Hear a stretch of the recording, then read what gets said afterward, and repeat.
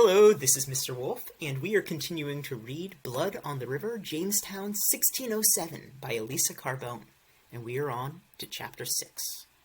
Whilst we remained at this island, we saw a whale chased by a thresher and a swordfish. They fought for the space of 2 hours. We might see the thresher with his flail lay on the monstrous blows, which was strange to behold. In the end, these 2 fish brought the whale to her end. Master George Percy, Observations. These islands are strung together much like beads on a necklace. When we sail past one, in half a day we catch sight of another. I sneak up on deck so often, my back is sore from being smacked with that oar. But the sky and water are so blue, and everything is so new, I keep coming up anyway. It is hot. We boys and common men abandoned our shoes, stockings, doublets, and slops weeks ago. Now even the gentlemen go around with their white, knobby knees peeking out from under their long shirt-tails. We anchor near the island of Guadeloupe, and Captain Newport takes several men ashore to explore. While the boats are anchored, we passengers are allowed up on deck, and so I stand at the railing to watch the longboats glide through the water, clear as turquoise glass. A strong hand closes on my arm and I startle. It is Captain Smith. "Look," he says, pointing. A large black form comes racing through the sea. Close behind it are 2 smaller forms. "It's a type of whale, the biggest fish in the sea," Captain Smith says. Then he smiles strangely. "It's being chased." The 3 fish disappear behind the Discovery, then reappear on the other side. "What would chase a whale?" I ask. "Looks like a swordfish and a thresher shark," says Captain Smith. "We will see who wins."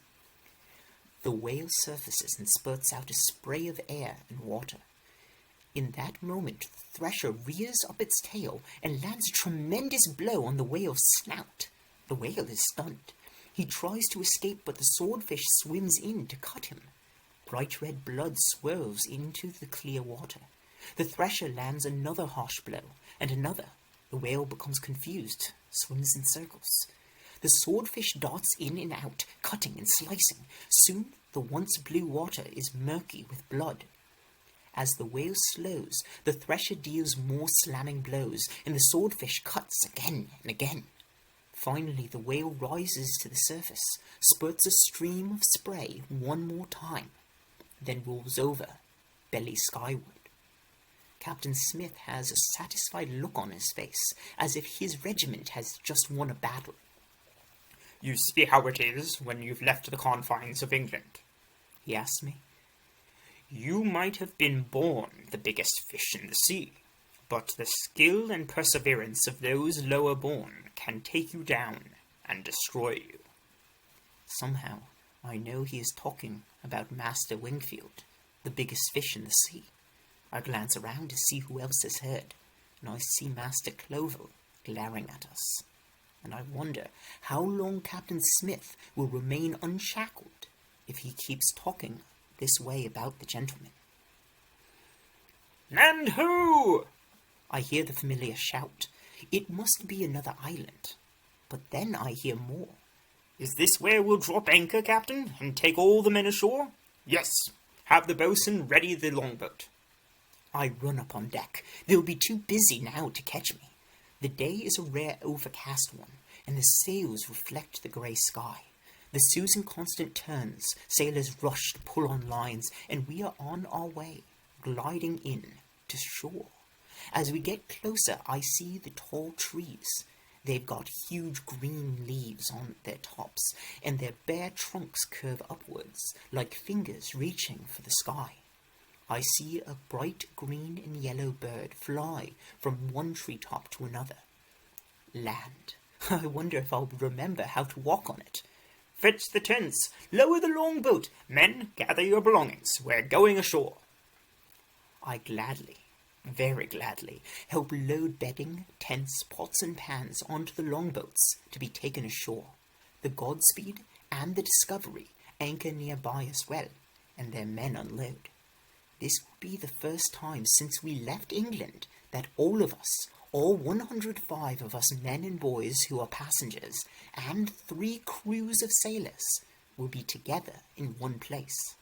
There are probably Carib Indians on the island, Captain Newport tells us, but we will give them beads, and our soldiers will stand guard at night, and will be safe. I am one of the last to go ashore. When I finally stand on the white sand, it feels as if it is moving under me. I laugh out loud. More than 3 months on a ship has confused my legs so much that solid land feels like the rocking deck. "Samuel, look! We're Carib Indians!" James calls to me. He and Richard have taken off their shirts, and they're running naked through the water, splashing each other.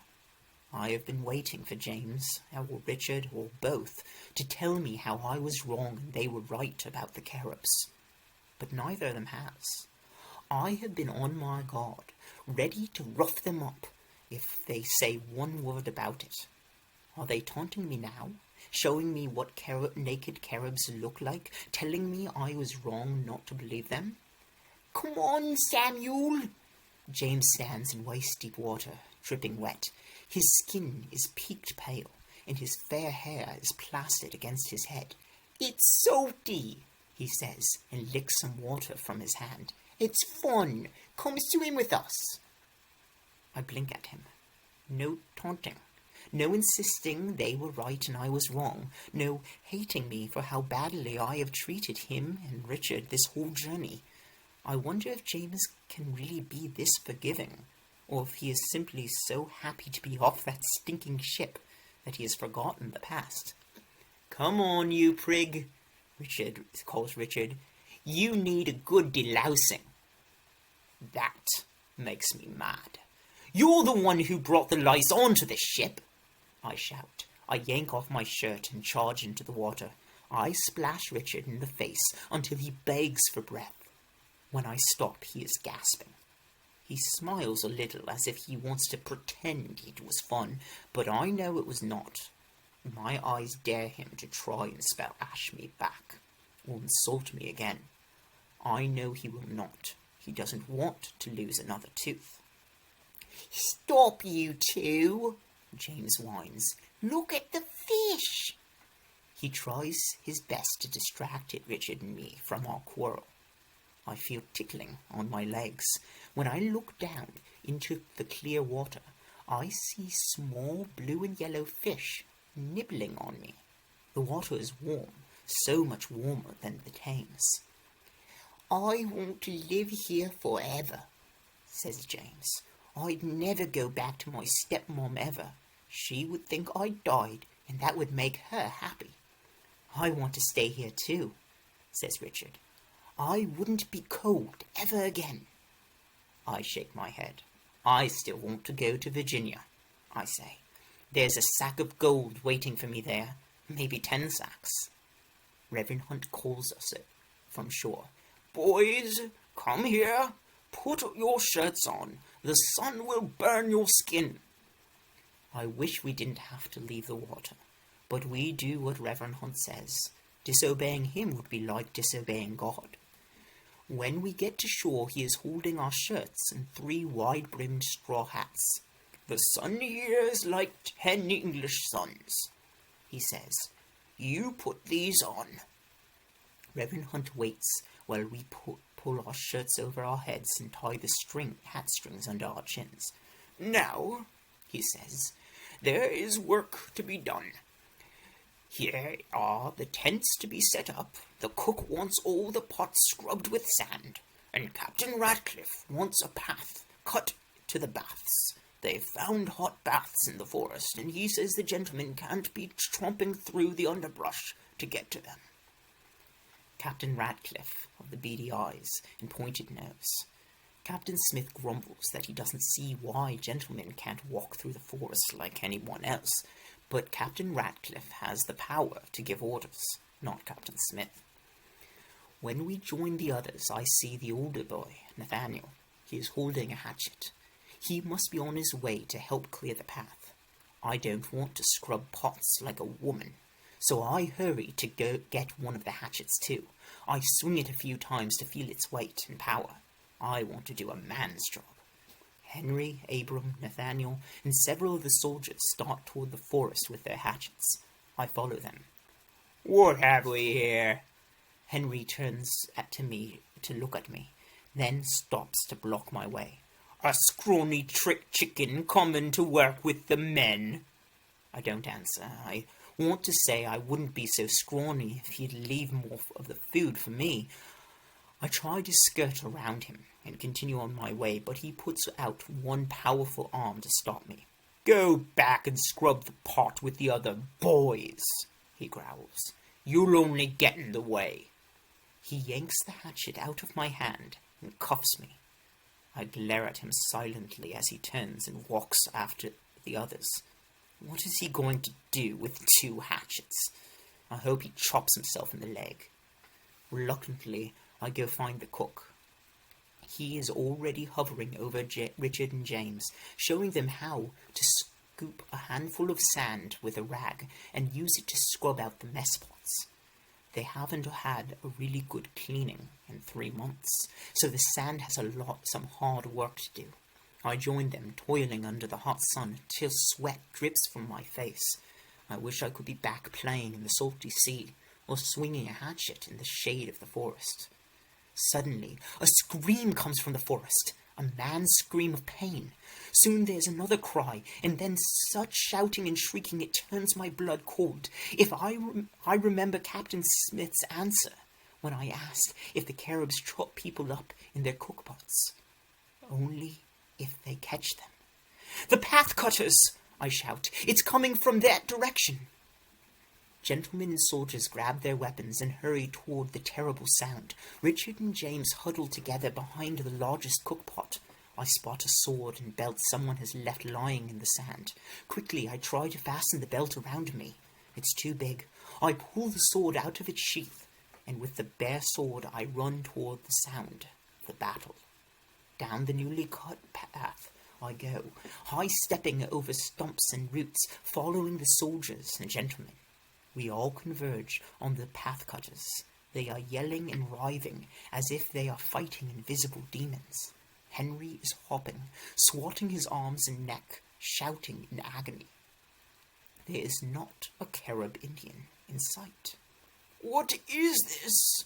Reverend Hunt demands, his voice booming over the cries. "What is happening here?" "Fire!" Henry cries. "It feels like fire!" I jerk my head around, searching the jungle. Have the Caribs attacked and run off? Or is this some strange beast? I hold my sword, ready to fight, but I see nothing. The hatchets are all on the ground. Reverend Hunt reaches to pick one up. "No, Reverend, don't touch it." It's Captain Smith's voice. Angry red welts are rising on Henry's arms and neck, on Abram and the others too. "To the baths," Captain Smith orders them. "That will give you some relief." They take off running, swatting at themselves as they go. "It's the manchineal tree," Captain Smith says when things have quieted down. "The Caribs use its sap to poison their arrows, and it burns like fire. Our men must have chopped into it." I am impressed with Captain Smith's knowledge. As a soldier, he has already traveled the world, and he has learned so much. Tromping up the newly cut path at that moment is Captain Ratcliffe. His face is dripping with sweat. "This all happened," Captain Smith says loudly, "thanks to Captain Ratcliffe and his ridiculous idea of a gentleman's path." Captain Ratcliffe wipes his brow and scowls. It looks to me as if he would spit in Captain Smith's face if he weren't so overheated. The 2 men stare at each other, fuming. "Let's go, everyone, back to your work," Reverend Hunt says. With a wave of his hand, he gets the men moving. It somehow breaks the standoff between Captain Smith and Captain Ratcliffe. Captain Ratcliffe calls after the men. "I want a new crew to cut the path. Just leave those blasted whatever trees alone." Captain Smith shakes his head and mumbles angrily under his breath. I walk back toward the stack of mess pots waiting to be scrubbed. I carry the sword I borrowed. Captain Smith comes up behind me. "That needs cleaning," he says. It startles me. I give him a sideways look. Then I understand he means the sword. The metal is tarnished and even rusty in some places. "I will show you how to clean it, and then you will return it. The owner will thank you," he says. On the beach, Captain Smith demonstrates to me how to clean the sword with a rag and sand. He says this sand is fine enough to do the job. It is surprisingly similar to cleaning and polishing mess pots. He orders me to do as he has shown. I reach for the rag. Then I stop. What if I do it wrong? Will he beat me? Make a fool of me? I lower my hand. It is better to remain unteachable. "If you will not obey me," Captain Smith says in a low, cold voice, "there are other, crueler men you may serve instead." I clench my teeth. Nothing to do but try. I reach slowly for the rag again, scoop up sand, press it against the sword blade, and give it a stroke. I forget to be careful. My finger slides along the blade. I yelp, stick my sliced finger in my mouth, and suck on the blood. Captain Smith laughs. I cut my fingers many times learning to clean a sword. Let me see it," he says. I hold out my finger. It is still bleeding. There's a cut, but the cut is not so deep that it will stop me from using my hand. Captain Smith rips a strip off the rag and ties it tightly around my finger. "Try again," he orders. I look up at him. I did it wrong, and yet he did not beat me. I pick up the rag again. I am careful of my fingers this time. I give a short stroke, and another, and another. Soon the rust and the tarnished spots have turned to shine. They gleam in the late afternoon sun. Captain Smith nods.